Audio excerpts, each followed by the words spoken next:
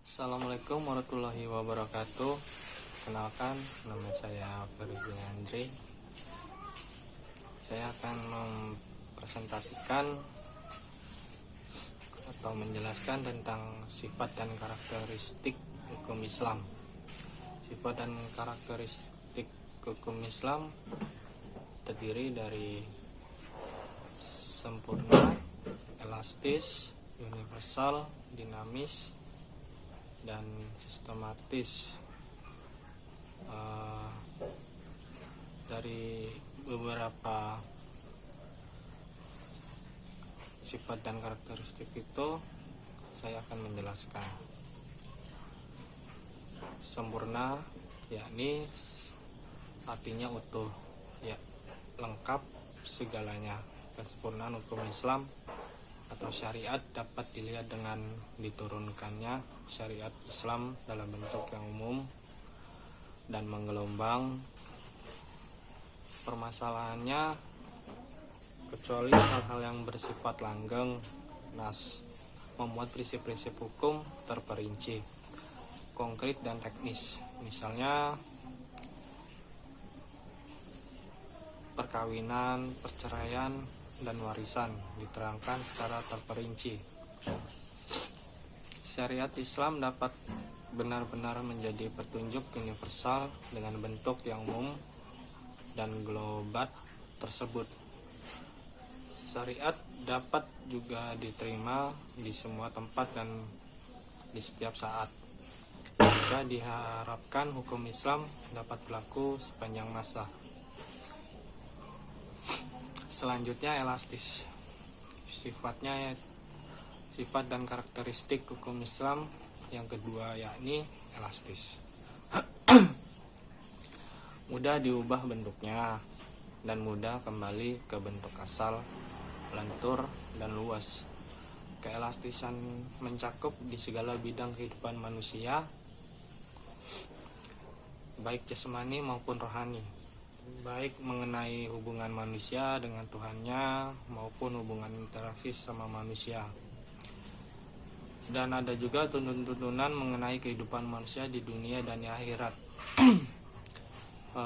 Hukum Islam memerhatikan segala aspek kehidupan manusia, baik di bidang muamalah, ibadah, jinayah, siasa, dan bidang-bidang lainnya. Namun segala aturan yang diatur oleh hukum Islam itu tidak berarti pula menjadikan hukum Islam memiliki dogma yang kaku atau beku, keras dan memaksa.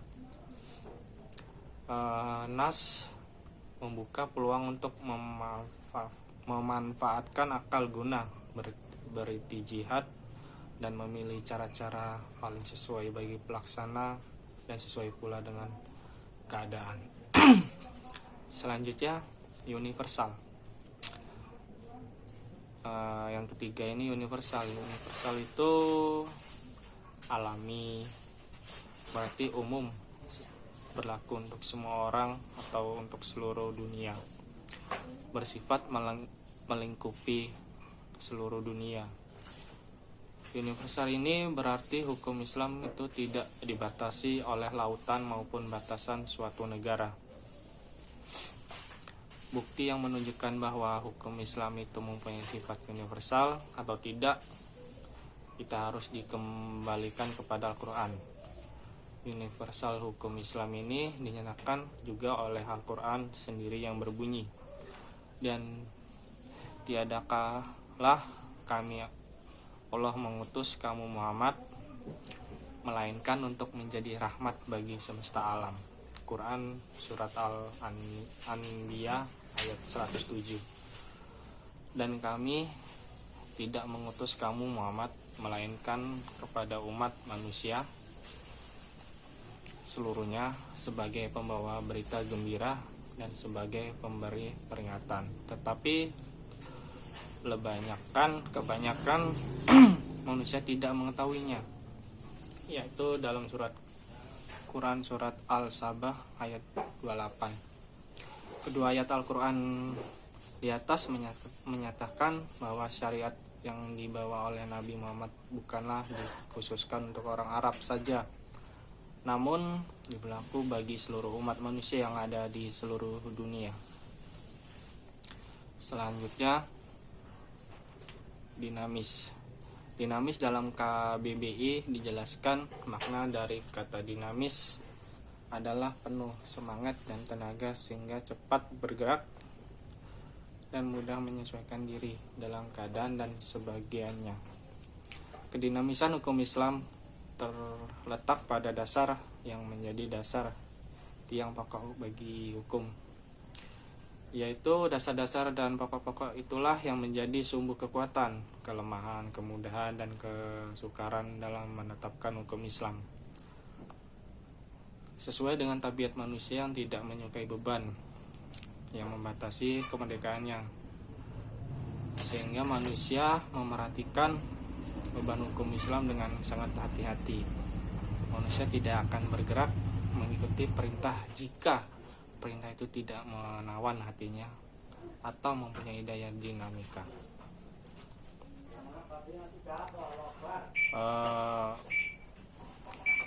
Sebagaimana hukum Islam menuju kepada toleransi, persamaan, kemerdekaan, menyuruh untuk berbuat ma'ruf dan mencegah munkar.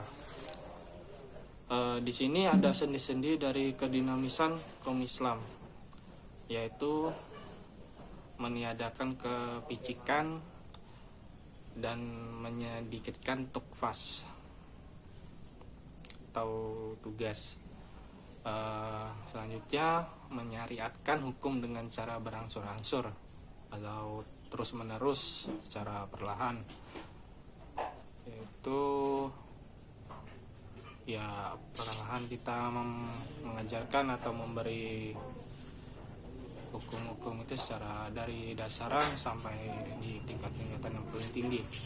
Selanjutnya, memerhatikan keselamatan manusia, mewujudkan keadilan yang merata.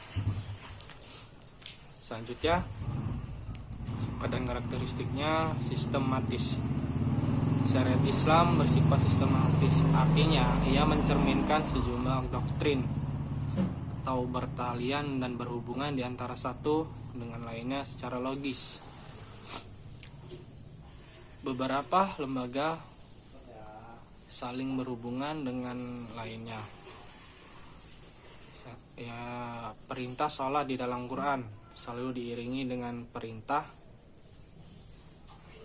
menunaikan zakat. Perintah untuk makan dan minum diiringi dengan kalimat tetapi jangan berlebihan. Demikian pula dengan lembaga pengadilan. Islam tidak akan memberikan hukum potong tangan dan mencuri bila keadaan masyarakat sedang kacau dan terjadinya kelaparan. Kebiasaan berpakaian yang belum diterapkan sebagaimana yang dikehendaki oleh hukum Islam itu sendiri. Hukum Islam dengan lembaganya demikian saling berhubungan satu sama lainnya. Hukum Islam tidak akan dilaksanakan apabila diterapkan sebagian dan tinggalkan sebagian lainnya. Ini menurut hukum Islam bersifat ta'abudi dan ta'akuli. Al-Syatibi menyatakan bahwa ta'abudi adalah suatu di mana tujuan hukum melembagakan hukum untuk membebaskan mukallaf dari perintah-perintah hawa nafsu agar dia menjadi hamba Tuhan dengan sukarela atau disebut ikhtiaran. Sebagaimana juga dia hamba Tuhan secara alamiah atau idiraran secara terpaksa. Sedangkan ta'akuli adalah sebaliknya, kebalikan dari ta'abudi. Itu bersifat ta'abudi.